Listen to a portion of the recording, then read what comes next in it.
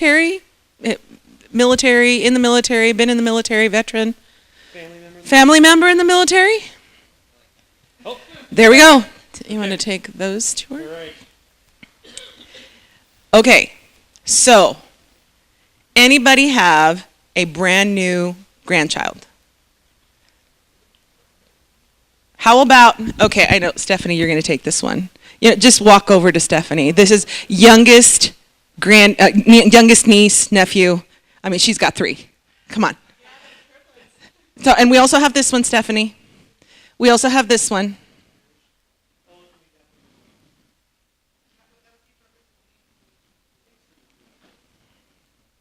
All right. Okay, so after this session, Richie and Tinny will be taking questions. And if you have questions, you can go ahead and either ask them live here. We'll get a microphone to you so that our webcast audience will also be able to hear you. Or you can text the questions to, here's the number, 509-993-7033.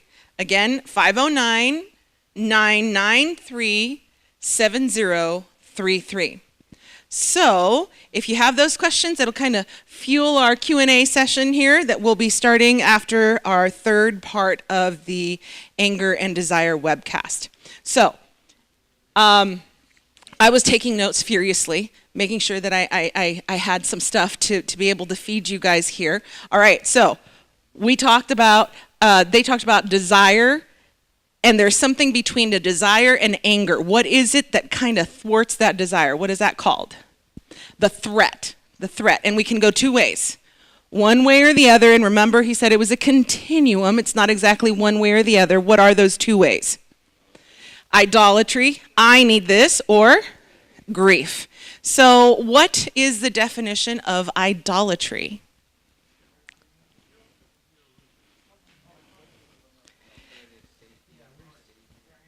Right, so we're turning from God, and we're trying to find our own salvation, our own safety, okay? Here's the quote, and I wrote it down, and I was like, I gotta say this. We want the blank, but we settle for the blank. Okay, now if you haven't grown up on a farm, if you don't know, you know what the big, huge difference that is, right? We've got a calf, and then we've got especially if they're pygmy. So very, very good perspective on that. Sometimes we really want that, but because I don't want to share how I'm hurting or what I want or how deep this grief is, I'll just settle for the pygmy goat. Very good. So, path to deepening our desire. All right, so welcome back to our third installment of Anger and Desire webcast. We are so glad to have you with us again. In this session, Richie and Tinny will be diving into what is likely the most potent intersection of anger and desire, physical intimacy. The title of this next presentation is The Bermuda Triangle, Anger, Desire, and Intimacy.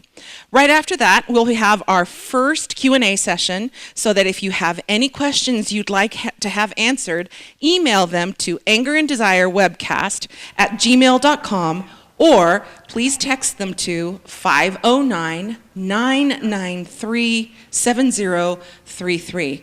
Again, 509-993-7033. We'd also like to remind you that we have a prayer team standing by. If you have a special request that you would like to have them pray for, please email your prayer request with prayer request in the memo line at angerandDesireWebcast@gmail.com, or text it again to 509-993-7033. Again, welcome, and we thank you for joining us. Please help me welcome Tinny and Richie.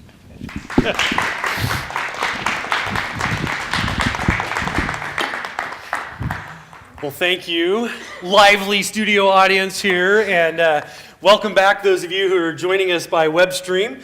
We're kind of, this is an interesting world to have this, okay, and we're live, so it's kind of fun, and you're all welcome for hearing about our lunch plans here in Spokane. We had a great lunch, by the way, and it was really, really good. So we have heard from some of you out there in webcast land. Would you like to hear where people? So we have a group in Palmer, Alaska that checked in and said, hey, we got 6 of us up here watching. And we've got a group in College Place, Washington at the Village Church that are watching there. A large group in Othello, Washington. And let's see here. Oh, and the rest of them, I can't read. But so if you haven't checked in and said, hey, we're watching, you can still send a text message or an email to that number, and we'd love to hear from you. So welcome, College Place and Othello. We're just glad you're here. So you're looking at me and smiling It's because all green. the notes begin with green. I see Yep. how this is going to go.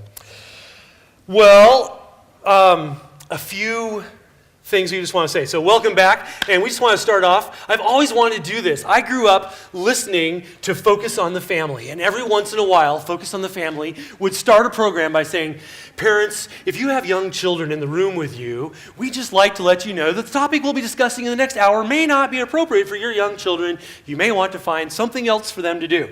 And so I've wanted to do that forever, and so I just like to say, you know what? In this next hour, we're going to be talking about physical intimacy as an example of how our anger and desire can collide in the most intimate part of our relationship. So if you're watching here today, parents, and you have younger children that you would rather not have hear that, now might be a good time to find something else for them to do for this next presentation. So that felt so good to say that.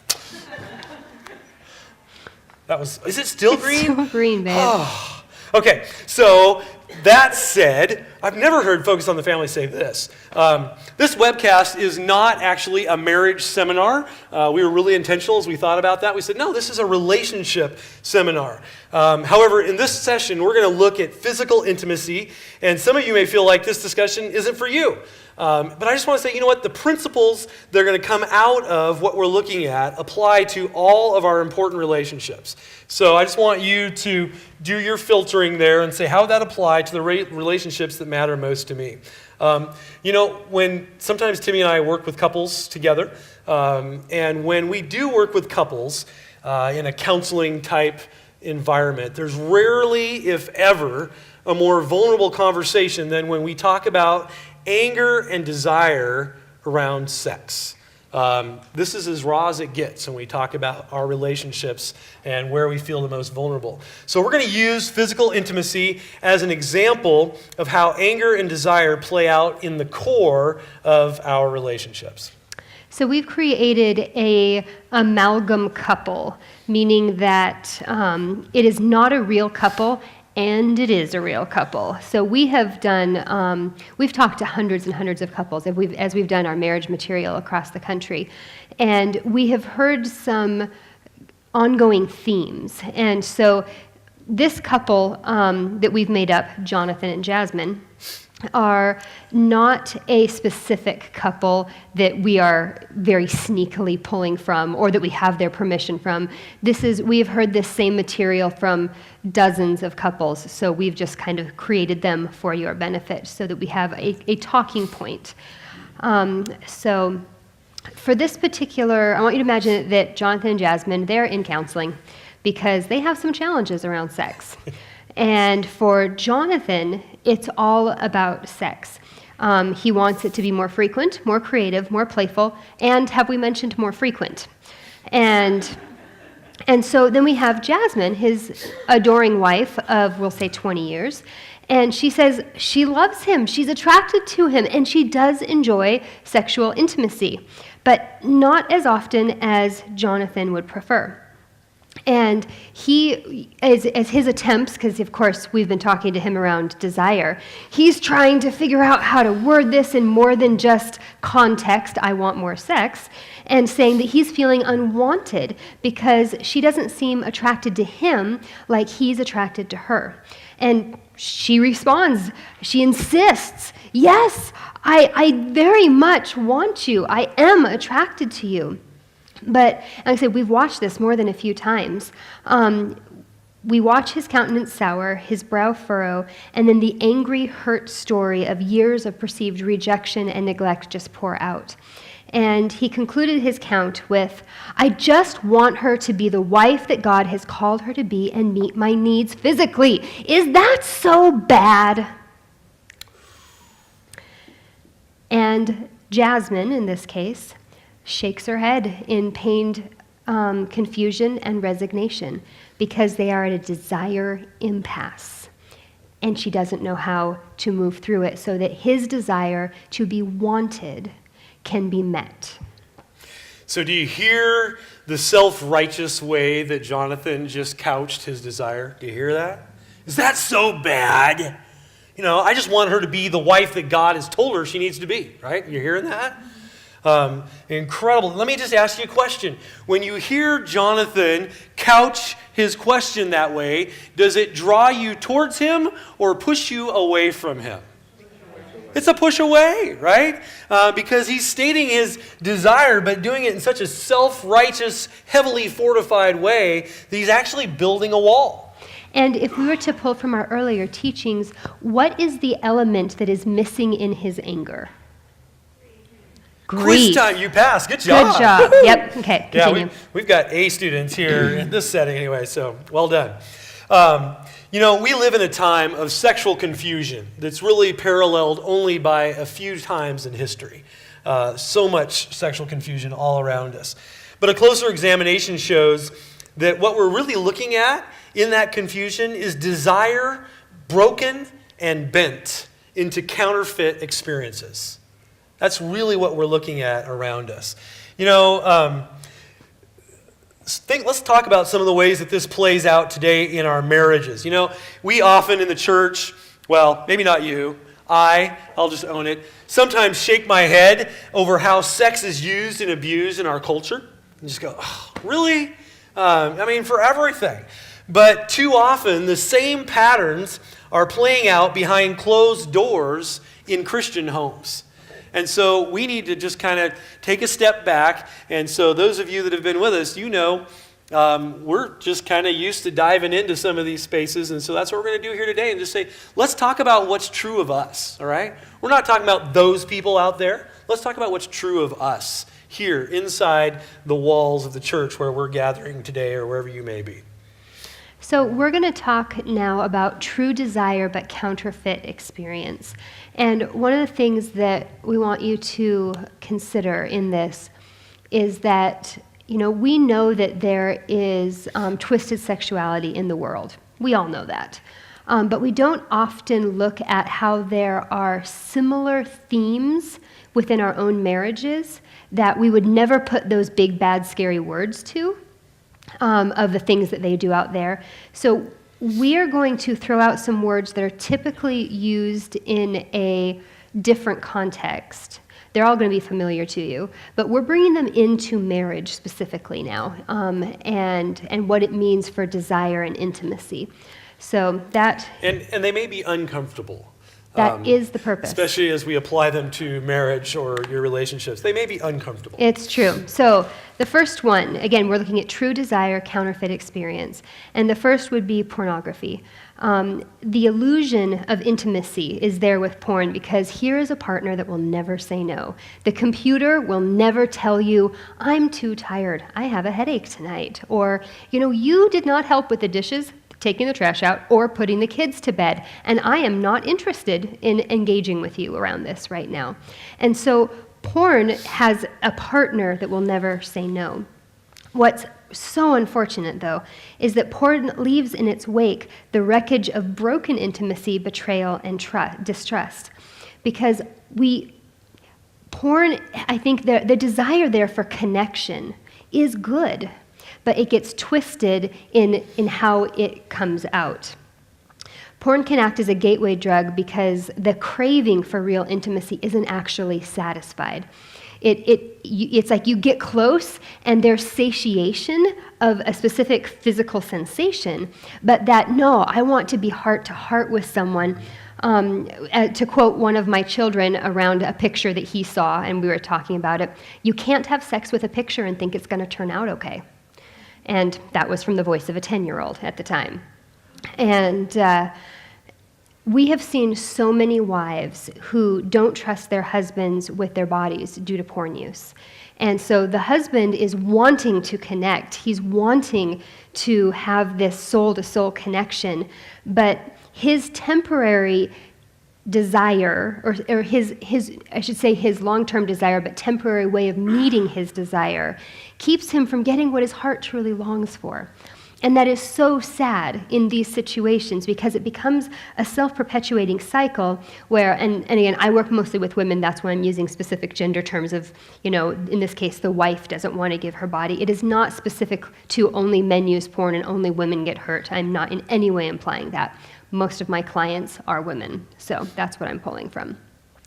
But it is the wives who want to connect, but they don't feel safe any longer because they never know when their husband is going to go to a counterfeit and then come back to them. And then we get into the wives' desires of comparison and being enough and worthy, and the whole thing just becomes this horrible desire gone awry on all sides.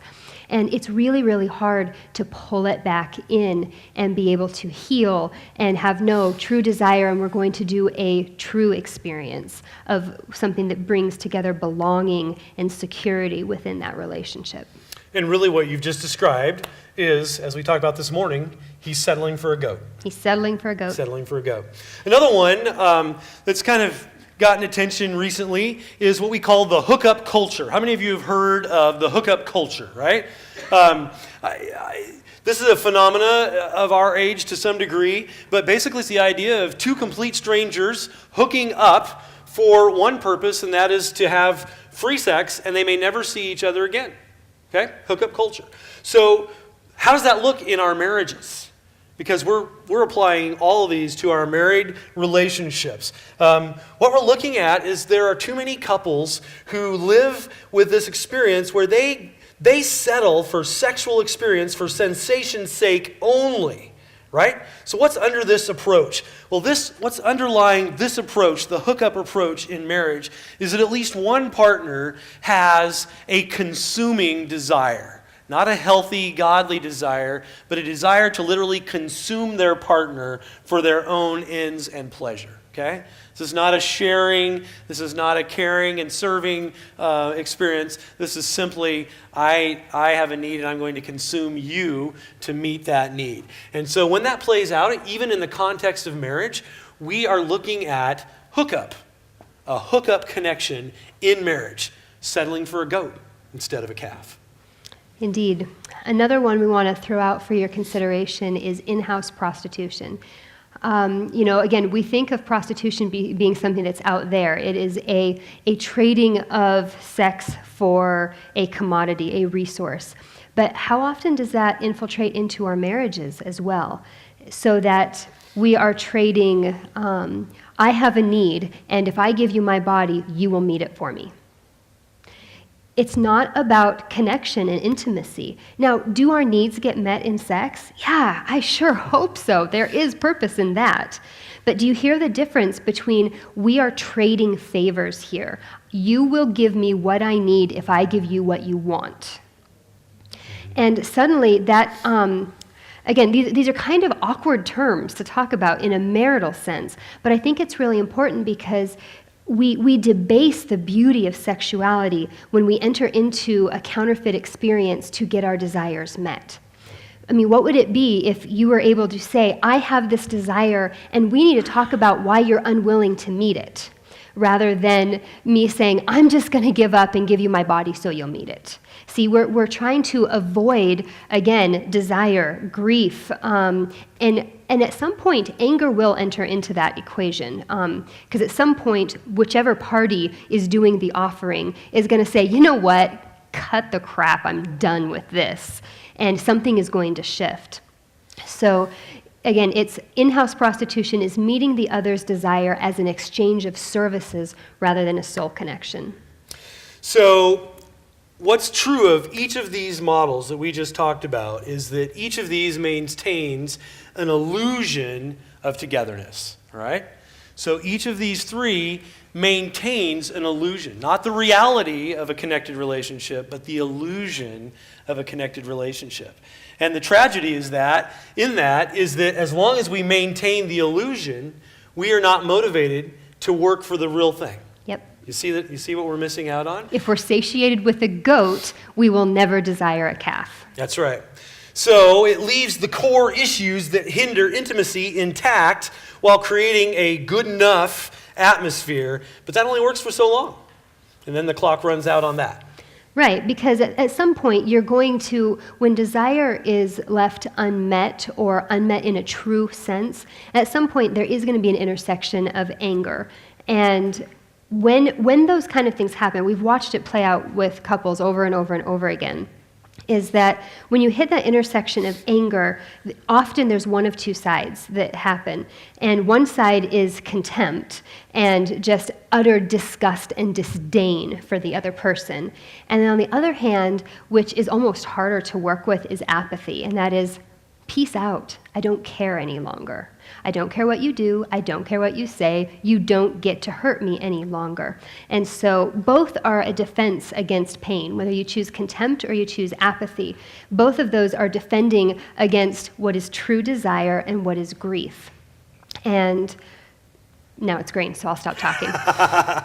So a question to think about would be to ask this: what might it be to join Jesus in anger and grief that says, I know where this is leading, and I'm going to stand against it?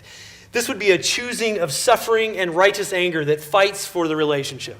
We could use any of these examples, but this is basically, what would it be for one spouse to say, you know what, the way that we're going at, and again, we're using physical intimacy as an illustration, all right? But this could play out in any core part of your relationship with people you care about. What would it be for one partner in that relationship to say, the way we're doing this, I can see where that's leading, and it's not going to get either of us what we want in the long term, and I'm choosing to draw a line and say, no, let's not do this anymore. Let's not call love something that is destructive to us. Let's choose to fight for something better. And I'm going to go first. I'm standing up and saying, I'm done doing it this way. I'm inviting you to join me in finding a new path, because what we both really, really want is over here.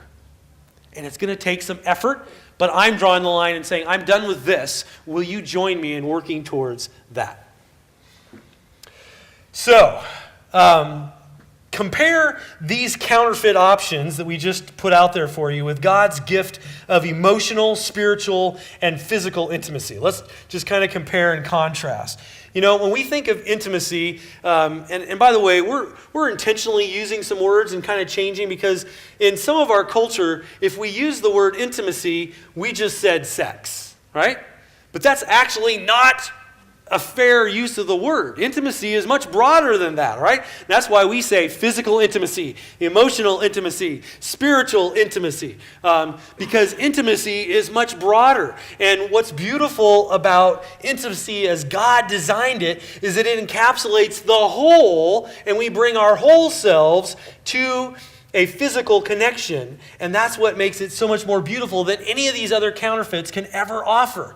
And so sexual intimacy is the fruit of emotional intimacy. In fact, the Bible says in Genesis, Adam, what? Eve.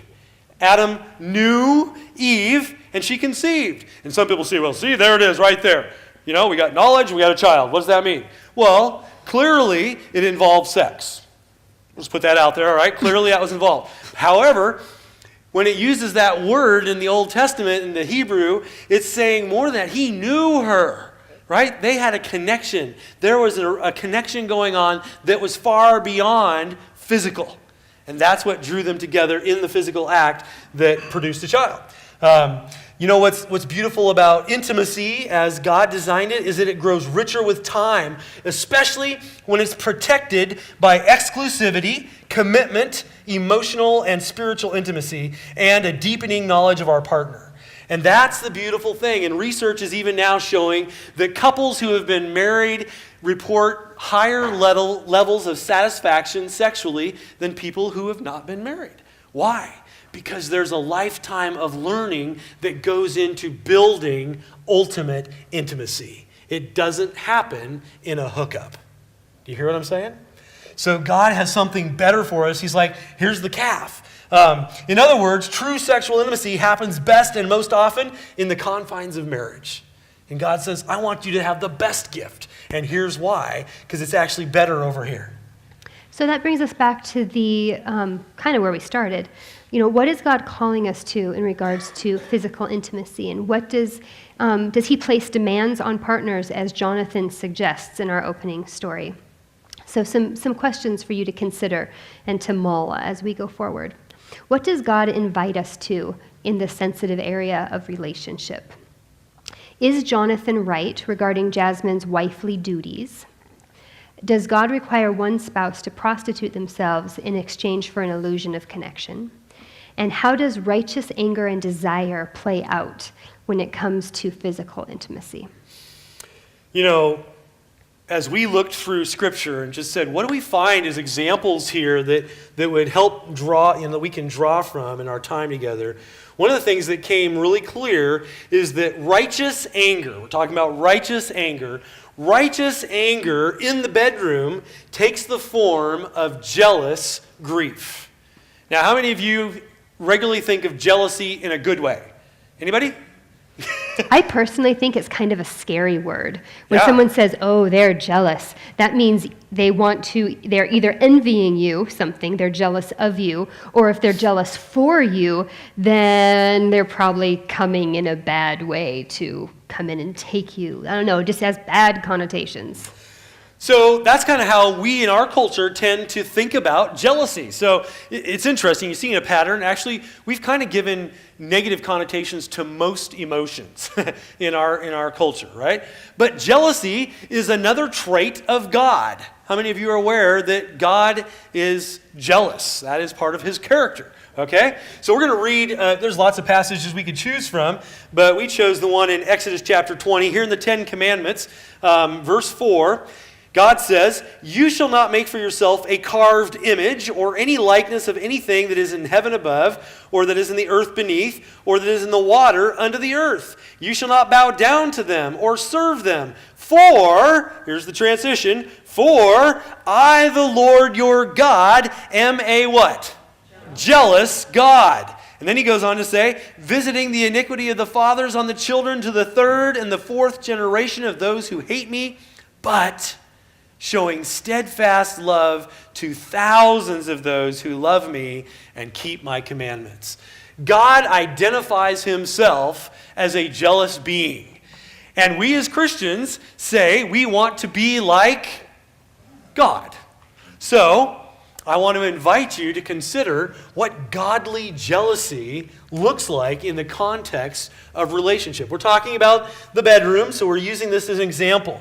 What does holy jealousy do in the context of marriage? Well, number one, it protects the exclusivity of the marriage relationship. Did you hear that language in the commandment there? That God's saying, you know what? This is why I don't want you to have these other relationships. I'm a jealous God. My jealousy is what protects our exclusivity, the relationship between you and I. I don't want any other gods interfering and pulling you away from the best that I have to offer you. Go. I saw you move. She twitched, and I knew she had something to add. Yeah, I did, because I was moving on to the next point. Nice. So what's important here, though, is that, we can say that God is a jealous God. He's hemming us in for our own protection. But would any of you claim the purity of God in your jealousy? No. No, for all of you out there, our in-house audience is going, no, not so much. So I think so that when we feel ourselves getting angry, even jealous, that it's important for us to inspect our anger. We have to be curious. So, what of my desires have been threatened here? That's why we threw that context up last night. What is being threatened here? Because we can be childish and petulant, let's be honest. Even as grown-ups, we can be childish and petulant. So it's important for us to inspect our anger and be curious to understand what is driving it before we express it loudly and firmly against our beloved or even another threat. So, another point to think about is this, that our anger, or jealousy in this case, is only righteous if it is paired with what? We said this throughout the weekend. If it's paired with grief. It's only righteous if it's paired with grief. And so as we're evaluating, as we're pausing and saying, where am I at in this? We need to ask that question. Am I connecting to my grief in this situation, or am I just really ticked off? Mm-hmm. And that leads to the last point, and that is that righteous anger isn't controlling, it isn't selfish, and it isn't childish. It doesn't include that demand of, and you must satiate me now, which is often what we hear when we're working with couples. A holy fear, while it isn't controlling, it can have a holy fury against anyone or anything that is a legitimate threat to the sanctity of the marriage union. Can you hear the difference in that? That there's a difference between being demanding and being protective. And a lot of that comes out with how we come across, how we present. And again, that's where desire and grief have to be in anger, or in hand with anger. Otherwise, it's just rage. It's just ugly, rawr. And you don't, if Richie is angry, I really don't want to engage with him. And likewise, my anger isn't any tidier than his. He doesn't want to come and have a nice, heartfelt, productive conversation with me when I want to take his head off. So it's really important that we do our own evaluation so we can see the difference between what is holy anger and rage and it is protective rather than just, I want my way and you're keeping me from it. I just had an illustration. So we'll step out of the bedroom for a moment. Let's say that, we'll say a wife is upset because her husband is working too many hours. He's always at work. And so one way she could come at him with unholy anger would be to say, I don't understand why you're gone to work all the time. You must just hate me and the kids. Why don't you ever want to be home? What's wrong with you, you selfish-driven pig? That would be one way of expressing anger about the situation, right? Did she communicate that he was working too much time? Yep. Did she do anything that would draw him towards her in relationship? No! And did she say anything about desire? Nope, she didn't own her desire at all. So how could she communicate the same message from desire in a way that would be more attractive? What if she looked at him and said, honey, I really appreciate that you work so hard to provide for our family, and I know you're driven to do a good job at work, but I just want you to know that you are working so many hours at work, the kids and I miss you. I didn't marry you so that I could parent alone. I want to share life with you. I don't want you and I to meet retirement and the kids to look at you and say, what was your name again? Because you were never home. I want you and I to share these memories, and I want our relationship to be strong. Can we make some changes so that you have more time off work to be here at home so we can make those great memories now? Did she communicate the same stuff? But did her desire, did that feel more attractive? Anybody more inclined to listen to that one? I would be. Yeah. I'll keep that in mind. Yeah, good. I'm teasing. We can go home now. Yeah. No. I think what's important here is that righteous anger includes an invitation back into relationship. And I think what's, especially as a counselor and working with a lot of people who have experienced abuse and trauma, I always have to caveat something like this, because I'm not saying to someone who has been abused in relationship, has been traumatized, there's been violence within a relationship,